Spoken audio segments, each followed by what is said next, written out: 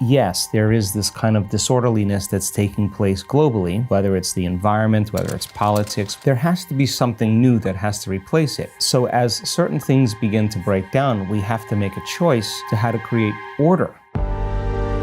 And we can't respond to those conditions with anger. We can't respond to those conditions with hatred or fear, because that's the very consciousness that's driving it in the first place. The first part in truly creating a new personal reality is overcoming your present personality. You got to get beyond the normal thinking patterns, the normal urges of action and habits, to get beyond certain emotions that are residuals from the day before. That's the work right there. That's the part you have to overcome. So I'm hopeful that everything that we're doing, in the world, so it's giving them tools to begin to apply to their lives. I've interviewed hundreds and hundreds of people that have healed themselves from all kinds of health conditions, healing from leukemia or stage 4 cancer. So grateful to Dr. Joe. He came into my life, at a really critical time.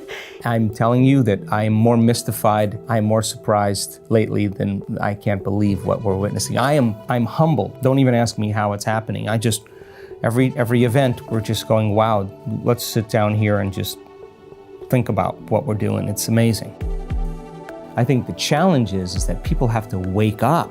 And the question is, how uncomfortable do you have to become before you make up your mind to change something?